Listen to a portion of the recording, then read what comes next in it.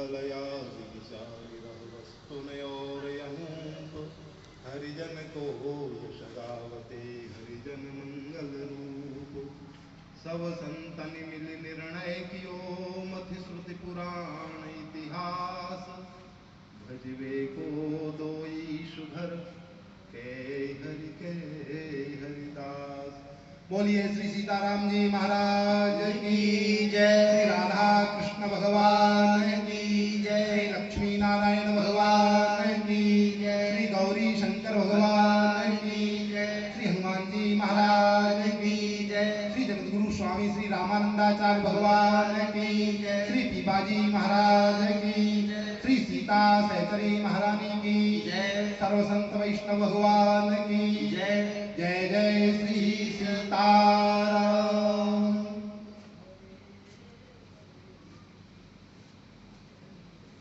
मंच पर विराजमान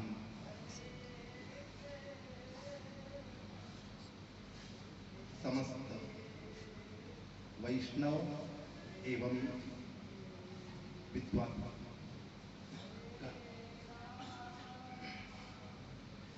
और यहाँ पांडाल में भी अधिकांश श्रोता के रूप में महात्मा गण ही हैं, साधु ही हैं। इसलिए और वैसे भी तो वासनात् वासुदेवस्य वासितम भुवनप्रियम सर्वभूत निवासोसी वासुदेव नमोस्तुते। सब रूपों में सी राम मैं सब जग जानी करहु प्रणाम जोर जुग पानी। सबको प्रणाम, क्योंकि सब भगवत स्वरूप हैं। समय आरती का हो रहा है, लेकिन आधा घंटा है, कुछ बोलना है थोड़ा सा। जैसा का क्रम बन के आया पीपाजी के चरित्र का, और श्री जानकी शरण जी महाराज ने दशरथ जी के रूप में मनु जी ही प्रकट हुए और दशरथ जी ही पीपाजी के रूप में हैं। ये बात अति सूक्ष्म रूप से बताई। इसको एक तौर से, क्योंकि कई एक पहलू होते हैं चरित्र में, जो श्री रामानंद पद पाए भयो अति भक्ति की सीमा, तो मात्र इतना ही वाक्य हम उठाते हैं और थोड़ा सा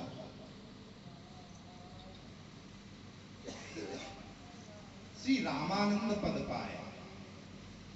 श्री भगवान राम जब जंगल के लिए प्रस्थान कर रहे थे, व्याकुल थे पिताजी दशरथ जी महाराज, लेकिन राम जी ने मुड़कर नहीं देखा।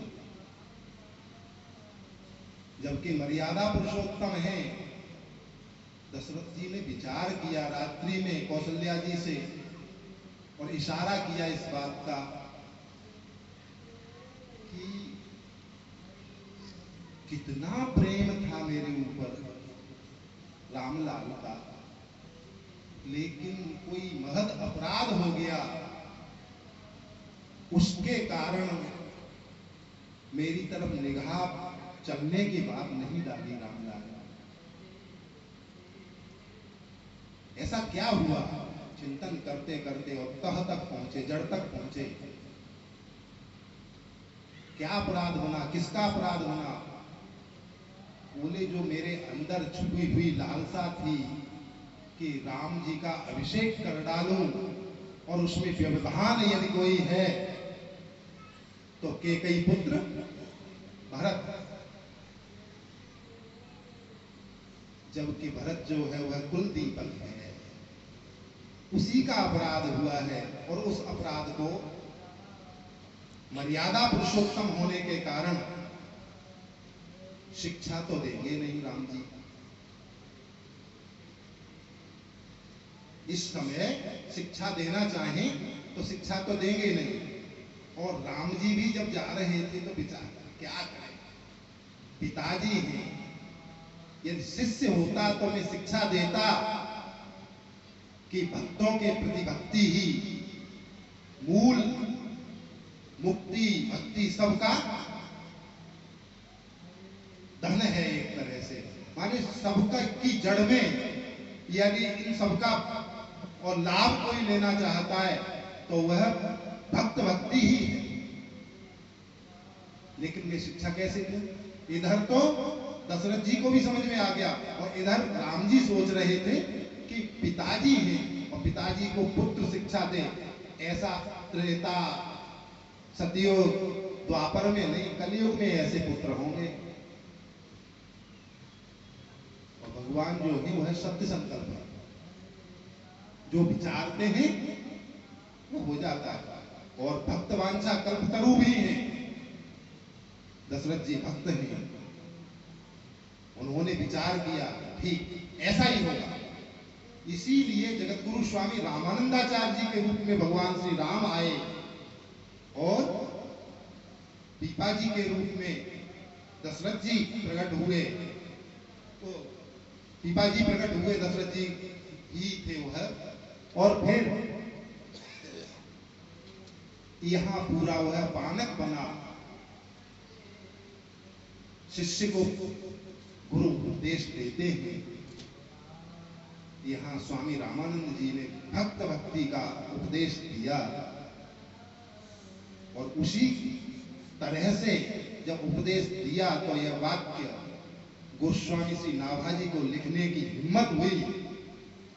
श्री रामानंद पद पाए भयो अति भक्ति की सीमा, माने अति भक्ति पर चलने वाले नहीं हुए, जबकि सामान्यतया हम लोग भक्ति पर नहीं चल पाते।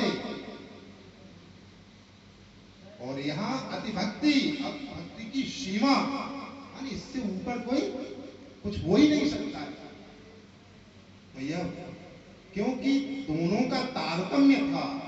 उधर दशरथ जी का भी विचार था, इधर राम जी का भी विचार था। और उस समय बहुत व्यथित थे, परेशान थे दशरथ जी के रूप में। मैंने भगवत भक्ति कर ली और आज उस भगवत भक्ति का परिणाम नैमिषारण्य में तपस्या ऊर्ध्वबाहु होकर की और उसके बाद में दशरथ के रूप में आया। ये भी मांगा कि पुत्र के वियोग में किस तरह से मेरी मृत्यु हो। सब कुछ ठीक है, लेकिन आज कैसी व्यथा झेल रहा हूं, इस व्यथा को, इस परेशानी को, इस कष्ट को, दुख को कोई दूसरा नहीं समझ सकता है। मैं व्याकुल हूं तो अभी मेरी तरफ देख नहीं रहे।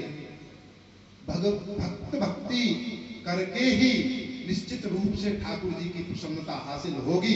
भगवत भक्ति करके देख ली, इसलिए अब आगे भक्त भक्ति करूंगा और उसका पूरा श्रेय जाता है। तो गागरोनगढ़ को यहाँ पीपा जी के रूप में जब प्रकट हुए हैं, देवी जी की उपासना की, वहां भी देवी जी भी तो भक्ता हैं, कोई सामान्य नहीं है, भवानी है, भगवान शिव की अर्धांगिनी है, जो नित्य निरंतर प्रसाद की बात कहें तो प्रसाद निष्ठा की चरम सीमा को प्राप्त हो गई। और नाम की महिमा को समझने वाली और जपने वाली कहें तो ये दोनों संयोग, क्योंकि प्रसाद आया रामार्जन का, भगवान शिव ने नारद जी के द्वारा प्राप्त प्रसाद को प्राप्त कर लिया। और उसके बाद जब सती जी के रूप में थी, स्नान के लिए गई, उधर से आ रही थी तो रास्ते में नारद जी मिले। कहाँ पधारे थे गुरुदेव? बोले प्रसाद लाया था रामार्जन का, शंकर भगवान को दिया। तो इन्होंने विचार किया हमको भी मिलेगा प्रसाद। वहां पहुंचे तो यह तो प्रसाद प्राप्त करके और निमग्न थे भाव में। जगाया, उठाया और कहा कि प्रसाद दीजिए हमको भी। गुरुदेव ने बताया, नारद जी ने बताया कि प्रसाद लाए थे आप, तो आपको प्राप्त हुआ है। बोले मैंने तो प्राप्त मात्रेण भोक्तव्यम नात्र काल विचारणम, वाक्य के अनुसार ज्यों प्राप्त हुआ भाव में भर गया, प्रसाद तो प्राप्त पा लिया मैंने।